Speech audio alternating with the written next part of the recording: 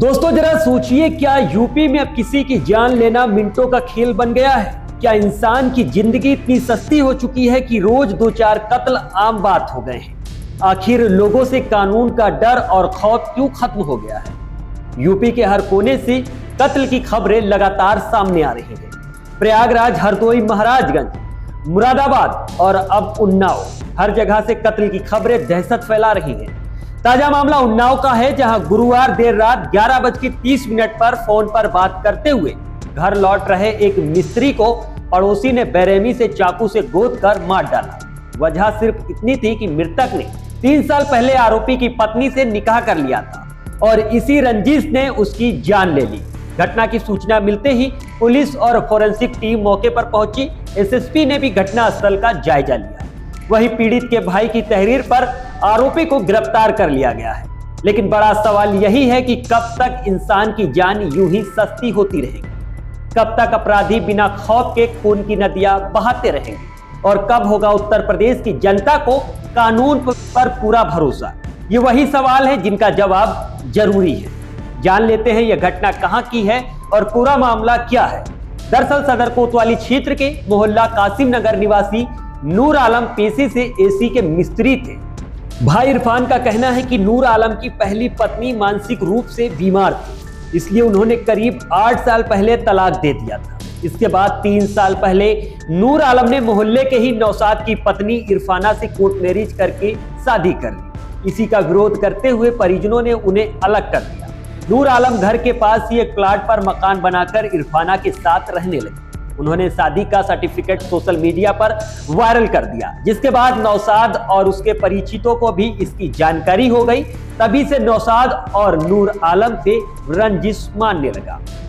दोनों के बीच अक्सर विवाद होता रहता था। इरफान के मुताबिक भाभी इरफाना कुछ समय से पहले पति नौसाद से भी बात करने लगी थी और अपने पहले पति से हुए 3 बच्चों से भी मिलना जुलना हो गया था। इनमें बड़ा बेटा लगभग 22 साल का है। नूर आलम की पहली पत्नी से संतान नहीं हुई थी और न ही इरफाना से कोई बच्चा है। घटना गुरुवार रात की है। करीब 11:30 पर नूर आलम किसी से फोन पर बात करते हुए अपने घर जा रहे थे। तभी रास्ते में नौसाद ने चाकू से उन पर हमला कर दिया। बुरी तरह घायल नूर आलम किसी तरह घर पहुंची और बहन रूसी को आवाज दी। भाई की हालत देखकर बहन चीख पड़ी। परिवार ने उन्हें तुरंत जिला अस्पताल पहुंचाया, लेकिन डॉक्टरों ने वहां मृत घोषित कर दिया। इस घटना से मृतक के घर में कोहराम मच गया। मां सायदा बानो, 3 बहनें और छोटा भाई रो रो कर बेहाल है। सूचना मिलते ही कोतवाली प्रभारी अजय सिंह फोरेंसिक टीम के साथ मौके पर पहुंची और जांच शुरू की। एसएसपी अखिलेश सिंह भी घटनास्थल पर पहुंचे। नजदीकी सीसीटीवी फुटेज खंगाले गए और नौसाद को भागते हुए देखा गया। उसके कपड़ों पर खून के निशान भी पाए गए। पुलिस के मुताबिक रात में ही अलग अलग पुलिस टीमों को लगाकर हत्यारोपी नौसाद को गिरफ्तार कर लिया गया। लेकिन चर्चा यह भी है कि नौसाद खुद चाकू सहित कोतवाली पहुंच गया था। कोतवाल अजय सिंह का कहना है कि मृतक के भाई की तहरीर पर नौसाद के खिलाफ हत्या की रिपोर्ट दर्ज करके उसे जेल भेजा गया है। पूछताछ में नौसाद ने अपने गुनाह पर कोई पछतावा न जताते हुए कहा कि सामाजिक अपमान का घूंट वो कई सालों से पी रहा था। लंबे समय से नूर आलम को खत्म करने की फिराक में था और जैसे ही मौका मिला हत्या कर दी। उसने कहा कि अब जेल जाने का कोई गम नहीं है, बच्चे बड़े हैं और खुद कमा खा लेंगे।